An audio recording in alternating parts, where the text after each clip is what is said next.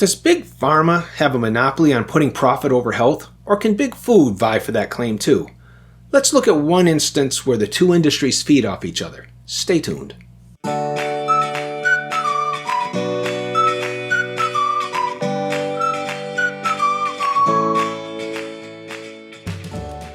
Today we'll look at two natural non-nutritive sweeteners.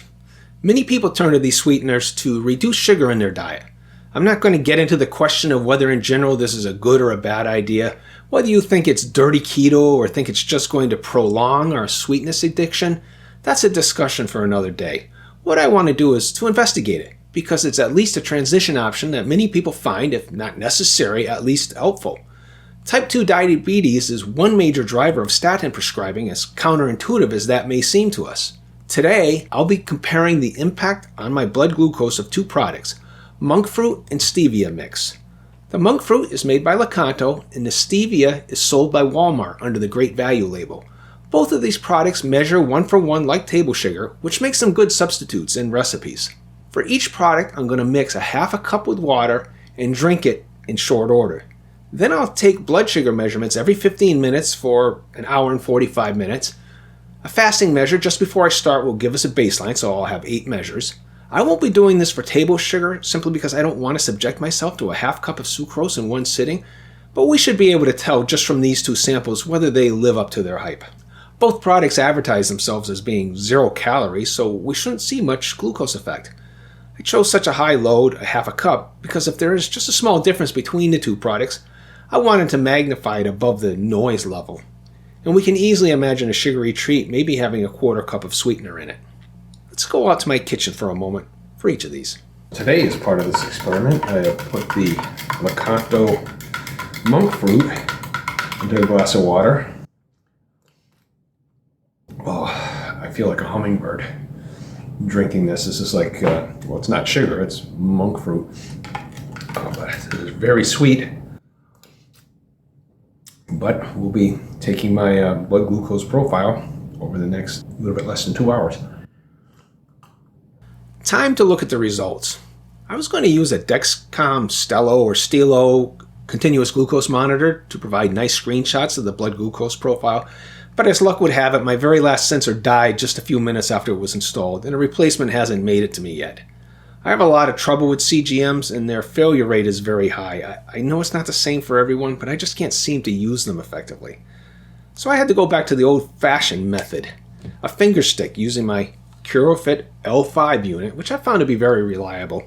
I feel like a pincushion at this point. Here's the result of the monk fruit. My fasting blood glucose was 99. It's a little high. A lot of that is dawn effect, which I still get a little bit of. As you can see, there wasn't much impact on my blood glucose. Now, don't try this experiment at home. There was an unpleasant side effect, not really due to the monk fruit itself, that I just won't get into. Really, it's not meant to be consumed in such a volume, at least by itself, any more than you'd eat a half a cup of sucrose in a single sitting. So I've mixed, for this experiment, a half a cup of the stevia in this water. I've already started to drink it, that's why it's down a little bit. So let's finish this up, and then we'll see what it does to my blood glucose. Shouldn't have any effect. Now let's look at the stevia results. Whoa. My blood glucose started out at 95 and peaked after half an hour at 183. Can this really be a 0-calorie, non-glycemic sugar substitute?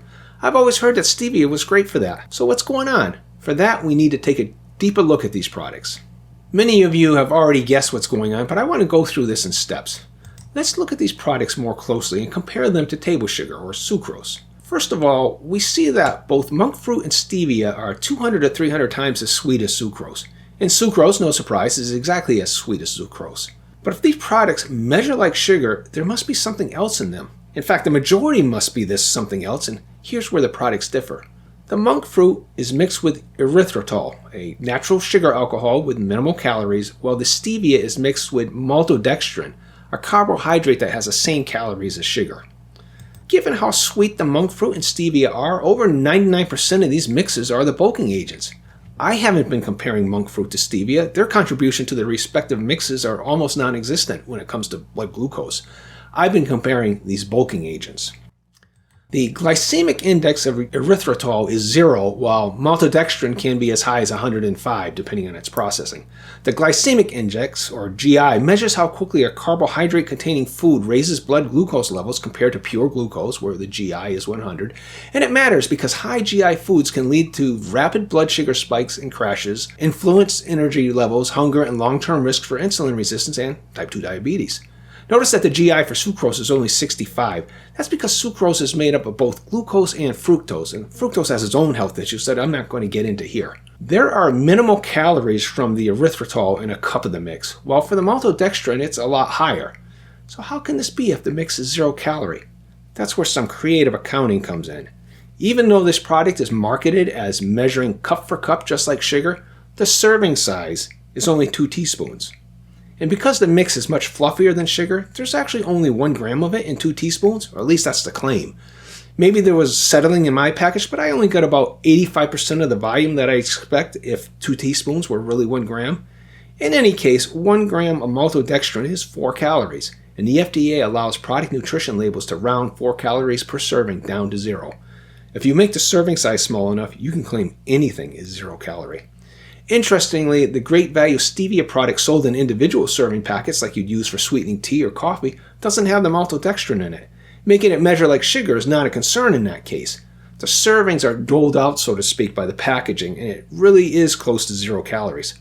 So here's a product meant to be used by the cup, but the nutrition label is based on a much smaller serving.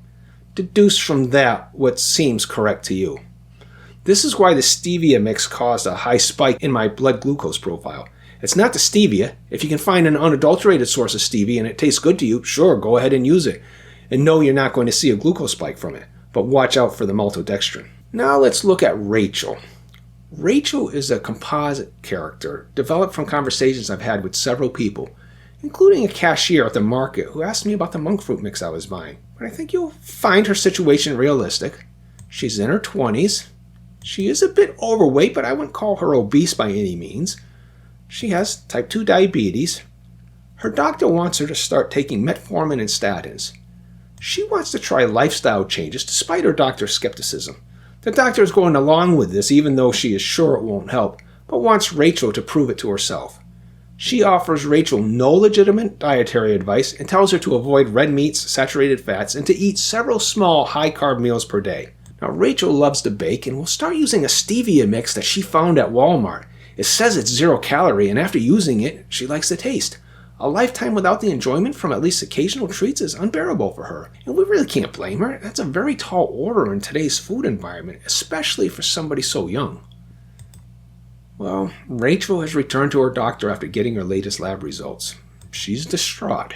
Her HbA1c has increased, and she feels like she has failed. Her doctor is outwardly sympathetic, but has the talk with Rachel about how she needs to take her health seriously and stop listening to people pushing fad diets like keto or other low-carb options. Rachel, you have type 2 diabetes. It's a serious condition that you will have for the rest of your life, and you really need to start taking these medications. And even though the guidelines recommend statins for patients over 40 with type 2 diabetes, this doctor wants Rachel to start on them now. I care about you, Rachel, the doctor tells her. You can live a healthy life if you just take these medications. You need to be mature about this. Rachel, tearfully, reluctantly agrees. Big Pharma has just gained another lifetime patient.